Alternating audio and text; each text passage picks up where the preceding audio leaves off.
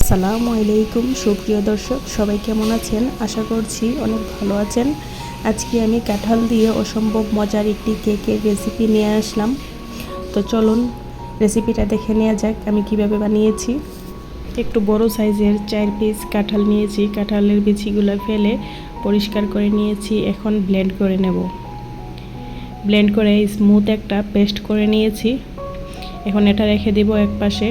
আর অন্যদিকে দুটো ডিম ভেঙে ডিমটাকে আমি ব্লেন্ড করে ফোমি করে নিয়েছি। দিয়ে দিয়েছি 3 টেবিল চামচের মতো চিনি। এখানে কাঁঠালটা কিন্তু অনেক মিষ্টি, তাই চিনিটা একটু কমই দিতে হবে। তারপরে দিয়ে দেব আমি এখানে রান্নার তেল দিয়েছি 2 টেবিল চামচের মতো।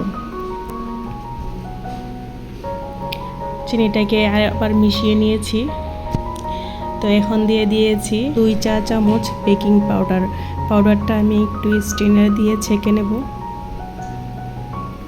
তো এখন দিয়ে দেব 1 কাপের মতো ময়দা। তো আমি আর হাফ কাপ দিয়েছি। দিয়ে এখন চামচ দিয়ে খুব আলতোভাবে মিশিয়ে নিতে হবে। তো মেশানো হয়ে গেছে। এখন দিয়ে দিয়েছি কাঁঠালের পেস্ট।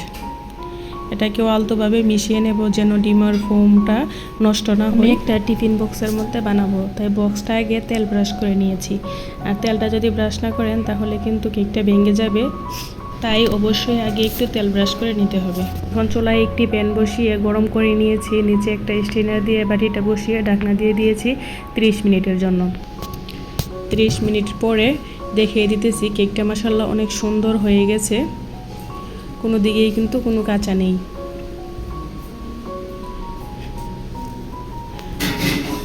তো এখন চারিপাশ একটু আলতোভাবে একটু ছুটিয়ে নেওয়ার পরে কেকটা কিন্তু মাশাআল্লাহ অনেক সুন্দরভাবে বাটি থেকে উঠে আসছে।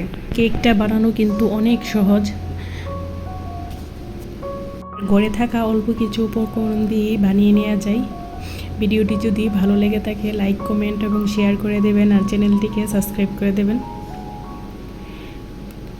তো দেখেন মাশাআল্লাহ কতটা সুন্দর হয়েছে, একদম তুলোর মতো নরম হয়েছে। আর এটা কিন্তু বাচ্চারা অনেক পছন্দ করে, তাই বাচ্চাদের জন্য খুব সহজেই বাসায় বানিয়ে নিতে পারেন। আর এটা গ্যাসের চুলাতেই বানানো যায়, তাই ওভেন বা অন্য কোনো কিছুর দরকার নেই, কোনো ঝামেলাও পোহাতে হয় না।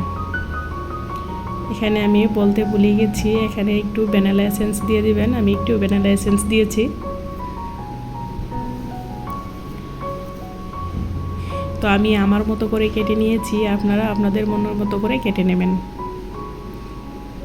এখানে অনেকগুলো কেক হয়েছে মাশাআল্লাহ। তো আজকে এ পর্যন্তই। সবাই ভালো থাকবেন, সুস্থ থাকবেন, আর আমার জন্য দোয়া করবেন। আল্লাহ হাফেজ। আসসালামু আলাইকুম।